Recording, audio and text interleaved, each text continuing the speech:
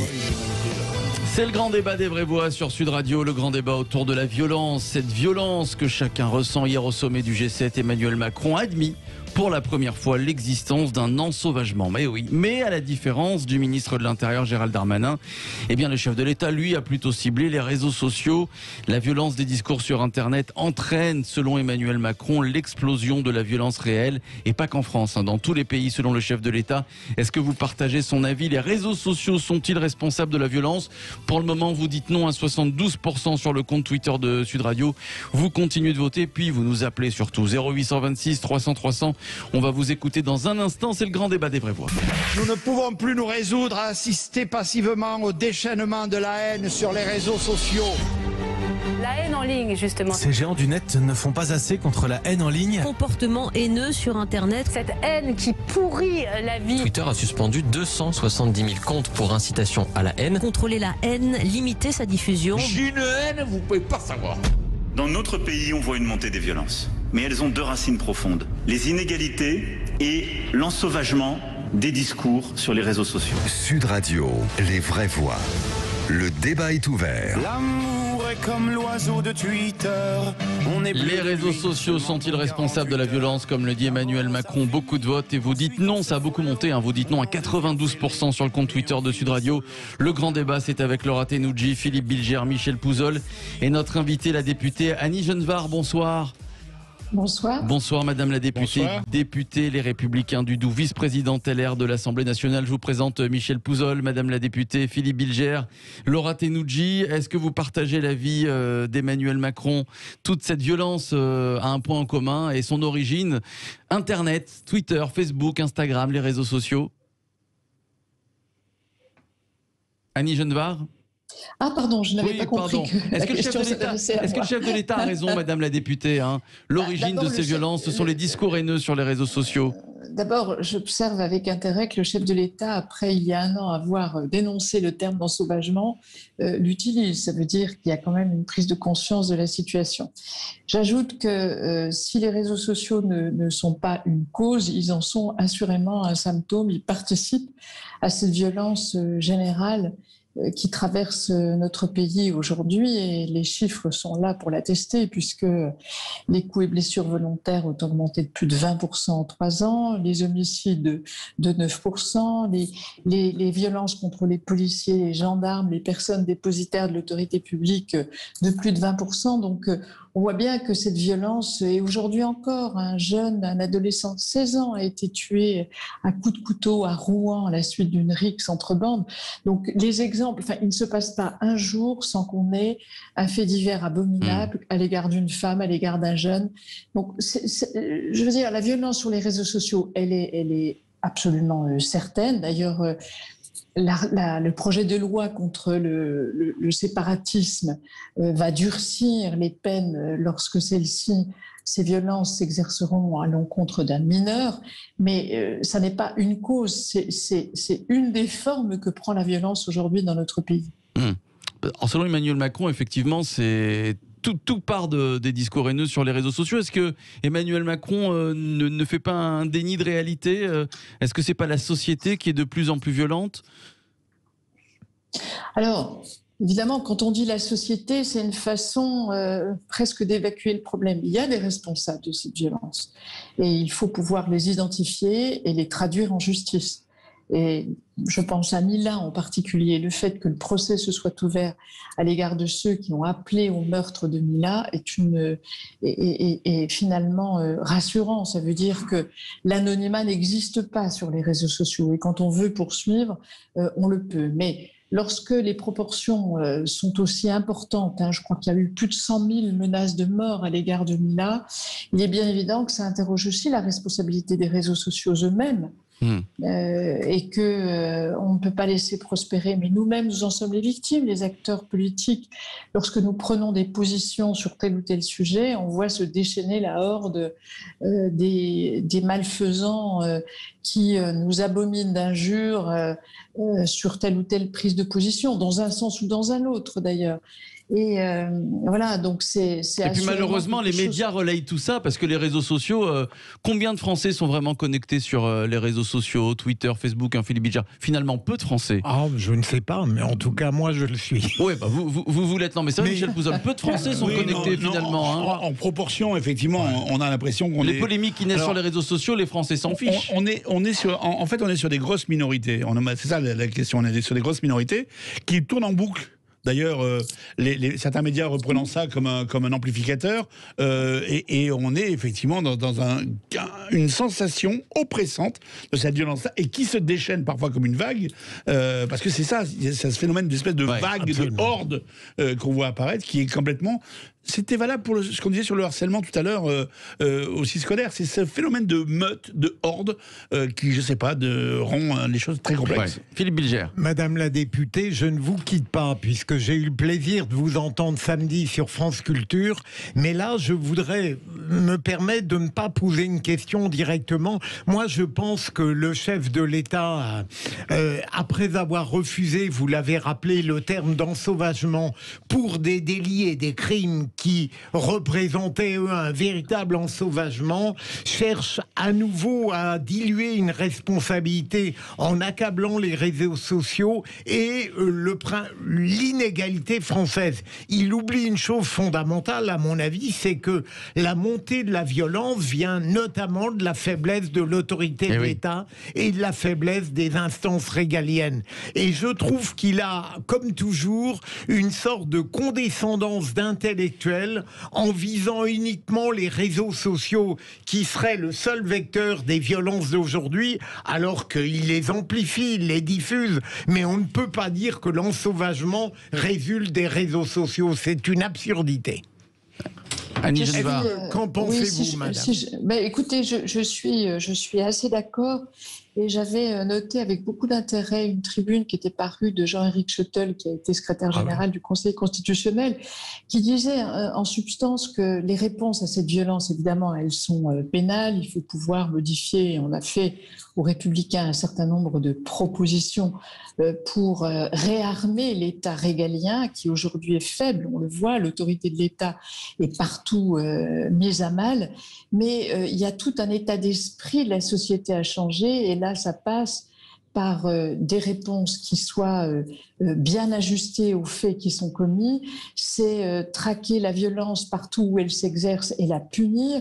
Mais on voit bien qu'il y a une espèce comment dirais-je, d'emballement violent de la société. Il y a des comportements qui font école, hélas. Et c'est notre responsabilité d'acteurs politiques d'y répondre. Moi, je suis très intéressée par les thèmes qui montent aux élections régionales. On voit que la question de la sécurité s'impose dans le débat, alors même que ce n'est pas une compétence première des régions, parce que les Français sont très inquiets de la montée en puissance de cette violence. Ils sentent confusément que la situation échappe au pouvoir public et ils exigent de leurs responsables politiques, y compris au moment d'élections qui ne sont pas directement liées à ces questions, ils exigent que les responsables politiques se prononcent. Et moi, je suis tout à fait d'accord avec les propositions, par exemple, de Valérie Pécresse, qui s'est imposée dans le débat sur ces sujets. Il n'est pas normal aujourd'hui que, par exemple, dans le 18e arrondissement de Paris, on ne puisse plus circuler dans l'espace public sans être inquiété, que les femmes rentrent tôt dans la journée parce qu'elles craignent d'être agressées. Mais vous êtes d'accord, par exemple, avec la reconnaissance faciale, donc proposée par Valérie Pécresse, mais pas que, par Laurent Wauquiez aussi? Moi, je suis d'accord pour tous les dispositifs techniques qui nous permettraient de réduire cette violence. Je regrette d'ailleurs qu'ait été censuré, par exemple, l'usage des drones, qui aurait été très utile au pouvoir de police et de gendarmerie pour déceler les personnes les plus violentes dans une manifestation ou quand il y a un problème particulier dans un quartier. Ce sont des outils, évidemment, dont il faut contrôler l'usage, parce que dans un État de droit républicain, il faut garantir la liberté du citoyen, mais on ne peut pas se draper derrière la liberté du citoyen pour laisser prospérer ainsi une violence qui mine véritablement l'État républicain, qui compromet la cohésion sociale, qui inquiète les citoyens et qui peut conduire à des réflexes d'autodéfense, comme on en a vu dans certains quartiers à Paris. Laura Tenoudji, qu'on n'a pas entendu, et puis juste après, on va vous entendre au 0826 300 300. Valentin de Castelnaudary, Marie de Paris qui sera avec nous dans quelques minutes. Décidément, je me mélange les pinceaux. Tiens, Laura Tenoudji, on vous a pas entendu. Alors sur les propositions, évidemment, la sécurité qui est un des thèmes de ces régionales, et puis sur les discours haineux sur Twitter. Maintenant qu'on a fait le constat, quelles sont les solutions? Il n'y en a pas beaucoup. Non mais juste pour revenir sur la question du débat, en posant la question, est-ce que les réseaux sociaux sont responsables et sont la cause? Les réseaux sociaux ne sont pas l'unique cause, ils participent et c'est un écosystème. On n'a pas parlé des jeux vidéo, mais 71% des Français jouent aux jeux vidéo et je peux vous dire que 95% des jeux vidéo sont ultra violents. Ouais. Donc je pense que c'est un tout, c'est notre société et on ne peut pas dire, parce que là en général je suis assez d'accord avec les auditeurs, mais on ne peut pas dire que les réseaux sociaux n'y sont pour rien. Parce que c'est les réseaux sociaux, c'est le digital qui apporte énormément de choses, encore une fois positives, mais qui apporte des choses ultra néfastes et où la violence est mise en avant. On parle des jeux vidéo, mais regardez les séries que les jeunes regardent sur les plateformes de VOD.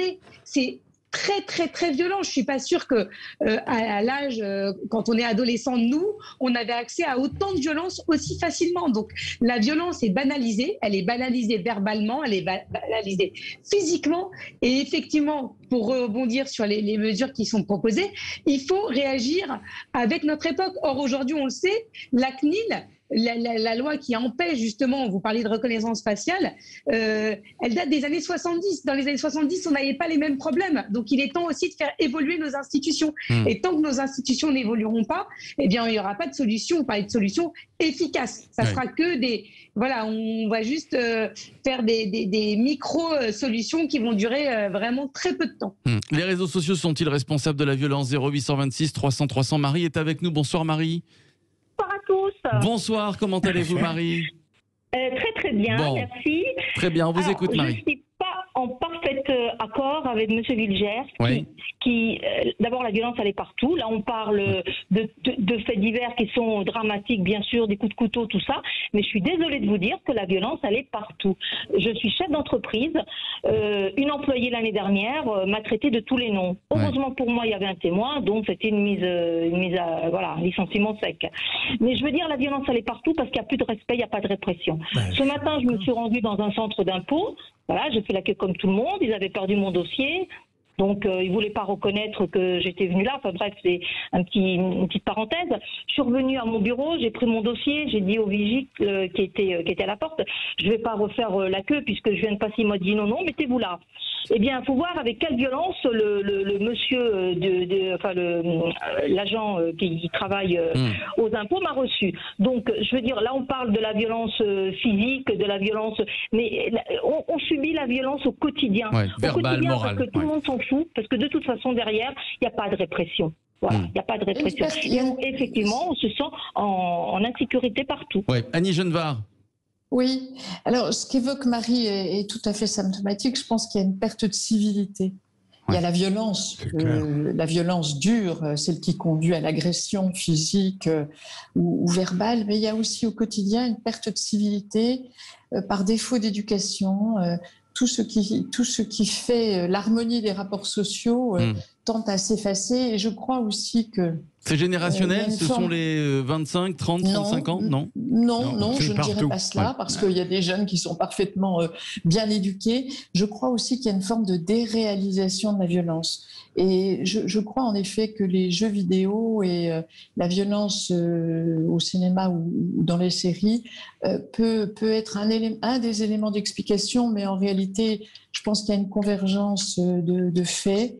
Et je ne suis pas sûre que l'explication sociale avancée par le président de la République soit vraiment pertinente. Je voudrais d'abord en profiter pour saluer Annie Genevard, avec qui j'ai eu le plaisir de siéger à la commission des affaires, des affaires culturelles et d'éducation il y a quelques années. Donc ravi. Alors nous n'étions pas souvent d'accord, mais des fois nous avions des points de concordance. Donc ce que je voulais dire, c'est que vous parliez, Madame la députée, de la sécurité qui rentre dans la campagne régionale. Alors alors que ce n'est pas un sujet des régionales. Mais quand vous êtes sur le terrain et que vous parlez un peu aux gens et que vous parlez de ce qu'ils entendent par violence ou insécurité, vous vous rendez compte que tout est mis dans le même panier, c'est-à-dire que les incivilités sont considérées comme des violences à part entière et comme une agression intolérable. Et en fait, c'est cette non-hiérarchisation effectivement des choses, et je vous dis, les incivilités sont insupportables, mais quand vous êtes sur le terrain, on vous dit, bah oui, les rodéos en moto, c'est un scandale, et c'est vrai que c'est un scandale, la police ne fait rien, elle n'arrive pas à faire... Et c'est cette espèce de mécanique globale qui fait que tout est au même niveau, tout a la même valeur. Ouais. Et je vais aller plus loin. C'est pas simplement une question d'individus bien ou mal éduqués. Vous savez, l'image que je vais prendre, c'est un conducteur qui, 95% du temps, respecte les limitations de vitesse, met son clignotant, ne grille pas un feu, mais qui, 5% du temps, on ne sait pas pourquoi, eh bien, se comporte différemment. Eh bien, on voit dans la société des gens qui ne sont pas, a priori, sujets à des violences ou des incivilités ou à des énervements, comme nous expliquait Marie au téléphone, et qui, bizarrement, enfin moi je le vis au quotidien aussi, pardonnez-moi l'expérience privée, pète un câble. Et cette tension permanente qui nous entoure devient effectivement insupportable. Quand vous conduisez à Paris, enfin, c'est un enfer. Dans les grandes villes en général. C'est infernal. Et ça, plus cette violence qui existe, qui est terrible autour de nous, et qui a des pics terribles où on a l'impression qu'il y a une impunité, ça crée un climat absolument anxiogène. Je crois aussi pour conclure, Philippe, qu'on sous-estime assez largement le fait que nous sommes une société de plus en plus sans culture. Et sans culture, le langage disparaît ou il est remplacé alors par le langage de la violence. Et ça, c'est un gros problème. Merci Annie Genevard, députée LR du Doubs. Merci à vous, Madame la députée, vice-présidente LR de l'Assemblée nationale. Merci à Laura Tenouji qui doit nous quitter. Merci, ma chère Laura. À bientôt dans Les Vraies Voix. On vous attend très prochainement. Les Vraies Voix font leur Euro. C'est dans quelques minutes. Voilà, on va faire une petite analyse des matchs qui sont passés et des matchs à venir, notamment celui de l'équipe de France demain contre l'Allemagne. À tout de suite.